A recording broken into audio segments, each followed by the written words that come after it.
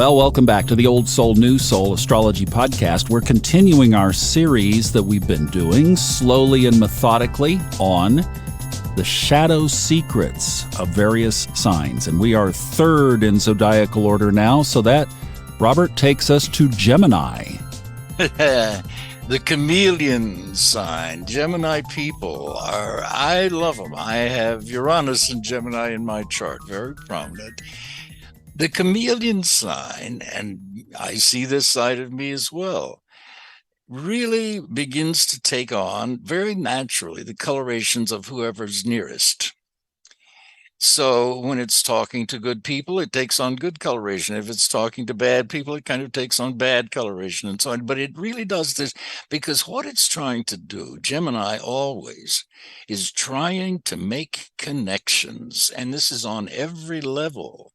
Mentally, so they'd strike up a conversation with strangers instantly. They can talk to anybody. They find some area of common interest and they can go on and on about. So they take on that coloration of other people in order to connect with them. This is why Geminis make such incredible mediators and agents and go-betweens, because they bring people together. They're constantly connecting up something they heard yesterday with something they've read today, or somebody they meet tomorrow with, guess what I heard, guess what I read, guess who I talked to.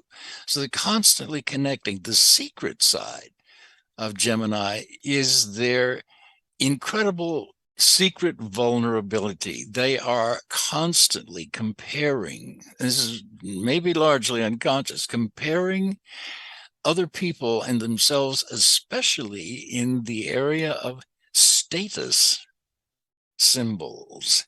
How much money people make, where they live, what they drive, who they know. So they're very conscious of all of that. And Gemini is a dual sign. And you will hear said of all of the mutable signs, Gemini and Sag and Pisces and Virgo, that they can be their own worst critics. And Gemini secretly can always feel one down to other people. And it wants to impress other people, either with its intellect, or its ideas, or its wonderful, charming personality, or with what it drives and what it wears and where it lives. But it wants other people to like them, and yet they secretly feel, I'm not sure they're going to not discover that I'm a fraud. Every day you go back to some entertainers like Judy Garland, even, who was an incredible vocal star from when she was 14 and made the Wizard of Oz and had this incredible singing career. And of course she was a drug addict and she was terribly insecure and neurotic and also bipolar. And she used to say, I'm afraid tonight's concert is going to be where they find me out. So that's the secret side of Gemini, and they are very sensitive. They don't show it, but they are very sensitive to people's opinions of them and any critical statements that they make. So that's I think the big secret side to Geminis. And how does that manifest? Well, they're constantly trying to make these connections. So one of the negative sides of it is that they don't quite ever settle down or commit to anything for long enough to make it truly pay off for them. And they tend to get distracted easily because, once again, they're constantly trying to make connections between people and places and things so that they can get distracted easily and lose focus. The other thing is a failure to pay attention and take the time to make sure all of the details are in place, because they can get impatient and rushed and forget to file a paper on deadline or to pay a bill on deadline, or forget some essential detail that then starts derailing them further from whatever their main goal was. So I think that's probably a weakness of Gemini too. And then Pisces rules temptation.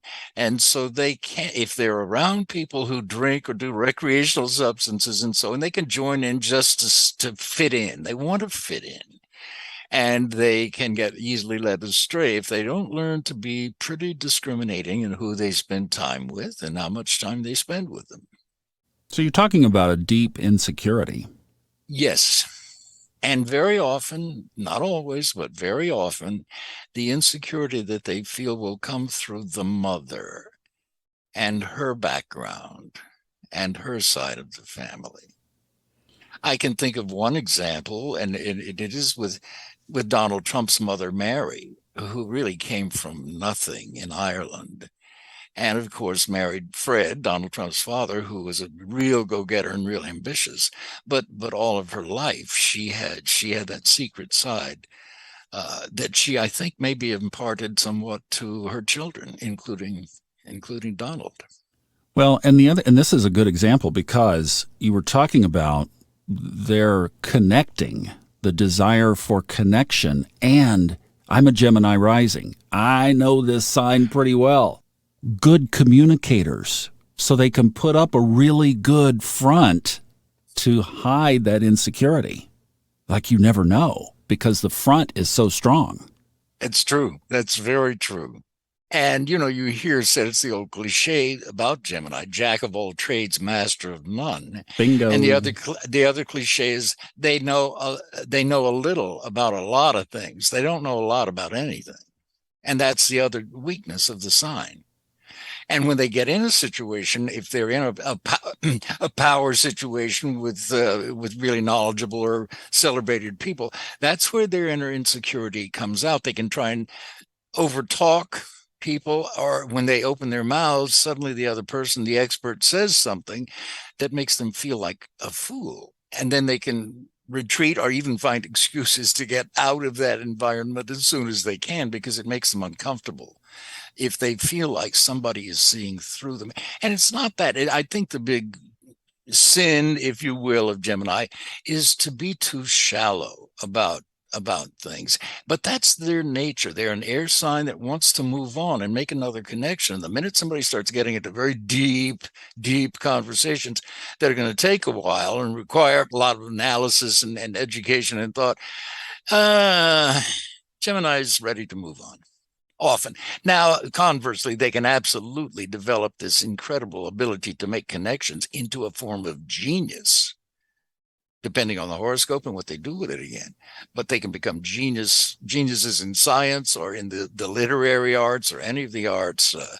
So that really the sky is the limit because they, again, are able to combine and connect so many disparate disciplines and ideas and thoughts and philosophies and come up with a way to communicate those that is unique and really helpful to individuals and to the collective as well. Okay, now you were talking about that learning and that depth of knowledge and that genius level kind of connection because I've always liked something that made sense to me. Is that if you exhaust where you are in the chart, Gemini, look at the other side of the chart for some of your answers. So that would be Sagittarius. I like that approach and I like that perspective. That's the balance.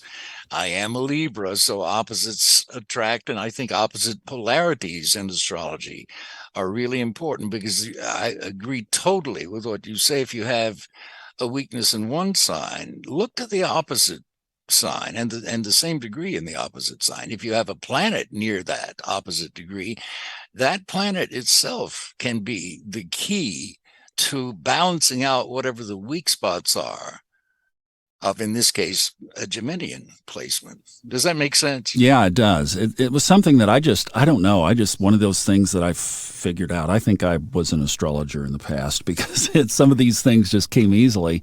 And as I exhausted Scorpio, then I started looking at solutions in Taurus and I was like, oh, wow, this makes sense. So what there really is here is I'm not good enough kind of syndrome. Would you say? At the root of this? Yeah, as far as Gemini's shadows. The insecurity is to say, really in the core, it's a subconscious belief, right? I know that I'm not good enough here. And maybe that does come from the past. I think it can, certainly. And it may come again from possibly the mother's background of coming from a disadvantaged sort of environment, either educationally or what. I've known women who are prominent, and as it turns out, they never graduated high school, but they've succeeded in some other field. I'm thinking of one who had a multi-million-dollar catering business, never graduated high school, and she was ashamed of it. Didn't need to be. Probably better that she didn't.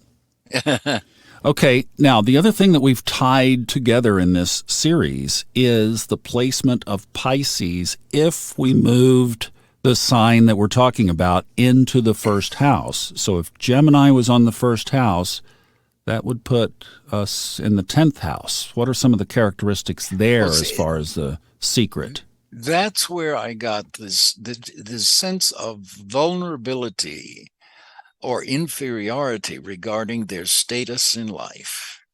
And as a result of that, for example, one of the positive things is they can become an overachiever out of that fear, of that perception that I'm vulnerable or weak in this area, but by George, I'm going to prove to the world that I'm not. And they really will. They'll excel.